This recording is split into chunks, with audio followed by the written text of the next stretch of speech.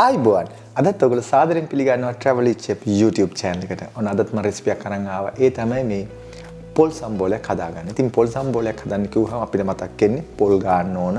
ඔය ටික කරන්න ඕනේ. ඉතින් අපි හිතුවා මම හිතාගෙන ඉන්නේ දැන් මේක ඔයාලට කියලා දෙන්න මේ වියලි පොල් වලින් මේක හදාගන්නේ කොහොමද කියලා. විශේෂයෙන් අපේ පිටරට ඉන්න අපේ අයට බොහෝ අයට තියෙන ප්‍රශ්නයක් තමයි මේ පොල් සම්බෝලයක් හරියට හදාගන්න බෑ. මොකද වියලි පොල් තමයි බොහෝ තැන්වල තියෙන්නේ. නැත්තම් ෆ්‍රෝසන් එක තියෙනවා. එහෙමොත් ඒක ටිකක් සමහරලාට වෙනත් සුවඳක් එනවා. නියමුඩු ගතිය එන ගතියක් තියෙනවා මේ පොල් වල. ඉතින් සමහර අයට හොඳට හම්බ වෙනවා. නමුත් මේක හැමෝටම ගන්න පුළුවන් තමයි මේ වියලි පොල්. ඉතින් වියලි පොල් වලින් තමයි අද මම මේ පොල් සම්බෝලේ හදාගන්න ඔයගලන්ට කියලා දෙන්නේ. අපි බලමු මේකට මොනවද මේ අවශ්‍ය අමුද්‍රව්‍ය කියලා. ඉතින් මේ තමයි මේ වියලි පොල්. ඉතින් මේක තමන්ට අවශ්‍ය ප්‍රමාණය ගන්න පුළුවන්. මෙන්න මේ වියලි පොල්. ඉතින් ඇත්තටම මේකේ හදන එක හොඳට රසට එනවා. අපිට අවශ්‍ය කරන දේ හරියට දාන්න ඕන. එහෙම දැම්මොත් තමයි මේක ඉන්නේ. ඉතින් මේකට කරන්නේ දැන් මේක වියලි ගතිය තියෙන ඩිහයිඩ්‍රේට් ඩෙසිකේටඩ් එක. එතකොට අපිට කරන්න තියෙන්නේ මේකට අපි පණ දෙන්න ඕනේ. කියන්නේ මේකට වතුර ටිකක් එකතු කරන්න ඕනේ. වතුර එකතු කරද්දිත් අපි එකතු කරන්න ඕනේ රස්නේ වතුර ටිකක්. එතකොට තමයි මේක හොඳට මේක මේ තෙතමනේ ඇවිල්ලා අපිට පොල් මේ ගාලා ගත්තා වගේම මේක තියෙන්නේ. ඉතින් ඒක නිසා මේකට මම වතුර එකතු කරන්න ඕනේ. අපි ඉස්සෙල් ඊළඟ මම පෙන්නන මේකට මුලින්ම අමුද්‍රව්‍ය ටික. ඊළඟට මේ හීනියට අපි කපාගෙන ලුණු තියෙනවා. ඊළඟ මිරිස් කුඩු තියෙනවා. කෑලි මිරිස් තියෙනවා. ලුණු තියෙනවා. ඊළඟ ගම් මිරිස් තියෙනවා. ඊළඟ දෙහි අනිවාර්යයෙන් අවශ්‍ය වෙනවා ඇඹුල රසට ගේන්න. ඊළඟට මගේ ළඟ තියෙනවා මේ උඹල කඩ තියෙනවා. මම මේ තලා මේ කොටාගෙන තියෙන්නේ උඹල කඩ. ඒ ටිකක් තියෙනවා. ඉතින් ඔයගලන්ට ඕන නම් තවත් වෙනස් කරන්න මේකට තව පොල් කිරි ටිකක් අවශ්‍ය නම් එකතු කරන්න පුළුවන්. මේ විදිහට හදා ගන්න පුළුවන්. ඉතින් අපි ඉස්සෙල්ලා බලමු දැන් මේක කොහොමද කරන්න කියලා. ඉතින් මම මේකට ඉස්සෙල්ලා මේ වගේ රස්නේ වතුර ටිකක් මේ වගේ එකතු කරලා තියෙනවා. ඒක බලන්න ඕනේ හැම වෙලාවම ඒ වතුර දැම්මන් පස්සේ අවශ්‍ය ප්‍රමාණය තියෙද කියලා. නැත්නම් ඔයගොල්ලෝ කවලම් කරනකොට ඔයගොල්ලෝ දැනේවි මේකේ මේ තාම ඩ්‍රයි ගතිය තියෙනවා. මේක සම්පූර්ණයෙන්ම වේලෙන්න ඕනේ. ඒ කියන්නේ මේ වේලෙන ගතිය නැති වෙලා හොඳ තෙතමනියම එන්නම ඕනේ. ඉතින් ඒක නිසා සමහර තැන්වල මේ වියලි ගතිය තියෙයි. පොඩ්ඩක් වෙලා තියෙන්න ආරෙමු. මේක විනාඩි 5ක් 10ක් තියෙන්න ඕනේ මේක වතුර ටික දාලා. එතකොට තමයි මේක හොඳට මේ පොල් වල තියෙන වතුර ටික හොඳට ඇබ්සෝබ් කරලා තියාගන්නේ. මෙන්න මම දැන් ඔයගලන්ට පෙන්නන්නේ මේ විනාඩි කිහිපයකට පසුව මෙන්න මේ විදිහට තමයි මේ පොල් දැන් ඔයගලන්ට පේන්නේ නැති. දැන් ඇත්තට මේ විදිහට පෙන්නුවත් ඔයගලන්ට පේනවා මේ ෆ්‍රෙෂ් කොකනට් පොල් වලින්ම ගත් එකක් කියලා තමයි පේන්නේ. දැන් පේන්නේ වතුර දාමම මෙන්න මේ විදිහට තමයි එන්නේ. ඉතින් දැන් මේක හොඳ තත්ත්වයක දැන් තියෙන්නේ. මේ ගොඩ වතුර දාගෙන වැඩි කරන්නත් එපා. එහෙමවත් අනිවාර්යයෙන්ම තව මේ පොල් ටික එකතු කරන්න වේවි. නැත්තම් වෙන්නේ මේ ගොඩක් වතුර ගතිය එනවා. ඒකත් මතක තියාගන්න. දැන් මම එකතු කරන මේකට ලුණු. ඉතින් ඔයගලන්ට අවමිස් ඕන එහෙමත් දාගන්න පුළුවන් අවශ්‍ය වෙන බලලා. ඉතින් මම ලුණු ටික මේ විදිහට එකතු කරගත්තා. ලුණු ටික වැඩි වුණාට ප්‍රශ්නයක් නැහැ. මේ ලුණු ගෙඩියක ප්‍රමාණය තියෙන්නේ. ඊළඟට කෑලි මිරිස් ටිකක් මේ විදිහට. ඊළඟට තමයි මිරිස් කුඩු අනිවාර්යයෙන්ම අවශ්‍ය වෙන පාට. මේක ඉතින් ඔයාලට මේක අවශ්‍ය ප්‍රමාණය බලලා දාගන්න. සමහර අය දැවිල්ලට කැමති, සමහර ගොඩක් පාටට කැමති. ඒක පරිස්සමෙන් දාගන්න. ඒ වගේම තමයි අපිට ලුණු අවශ්‍ය විදිහට බලලා දෙක ගන්න පුළුවන්. ඉතින් ඔයගොල්ලෝ කැමති නැත්තම් උඹල කඩවලට නොදා ඉන්න පුළුවන්. නැත්තම් උඹල කඩ ටිකක් එකතු කරගන්න පුළුවන් මේ විදිහට. ඉතින් උඹල කඩ ටිකක් දැම්මොත් ඇත්තටම රස තියෙනවා. ඒකයි මම උඹල කඩ මේ විදිහට එකතු කරගන්නේ. ඒ වගේම තමයි මේ එකතු කරගන්නවා මේ ගම් මිරිස්. ඒක අවශ්‍ය බලලා එකතු කරගන්න. හැබැයි ගම් මිරිස් දාද්දිත් මතක තියාගන්න ඒ වෙලාවම කොටලා දැම්මොත් තමයි පොල් සම්බලයට හොඳ.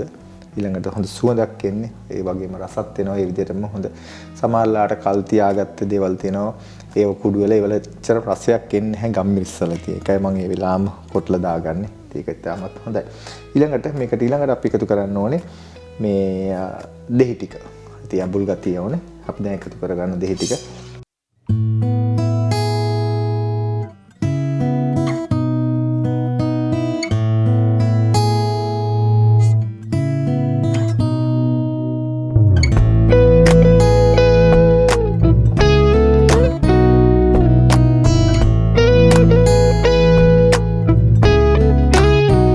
ඉතින් මම සියල්ලම දාගෙන තියෙන්නේ හැමදේම දැන් තියෙන්නේ මේක හොඳට කලවම් කරන්න. ඉතින් මේක හොඳට අපි කලවම් කරන්න ඕනේ මේ හැමදේම එක්ක හොඳට මේ මික්ස් වෙනත් එක්ක ඒ කරද්දි මේක හොඳට අර මේ ලුණු ටික පොඩ අතින් පොඩි වෙන විදිහට පොඩි කරන්න ඕන මේ කවලම් කරද්දි. එතකොට තමයි මේකේ තියෙන තවත් සුවඳ එළියට එන්නේ. මේ හැම දෙයක්ම එකට කවලම් වෙලා ඔයගොල්ලෝ කරලා බලන්න මම කියන්නේ මොකද්ද කියලා. ඊට පස්සේ මේක හොඳට මේ වගේ මිල් කළා ගන්න. එතකොට තමයි නියම පොල් සම්බෝලේ මේ ලැවුම් පොල් වලින් හදපු විදියටම එන්නේ. දැන් පේනද පාට? පේනවා.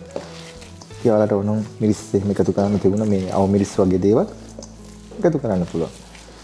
ඉතින් මේ පේනවනේ හොඳට මේ දැන් බලන්න හොඳ ෆ්‍රෙෂ් පොල් එකකින් හැදුව විදියට තමයි මේක තියෙන්නේ.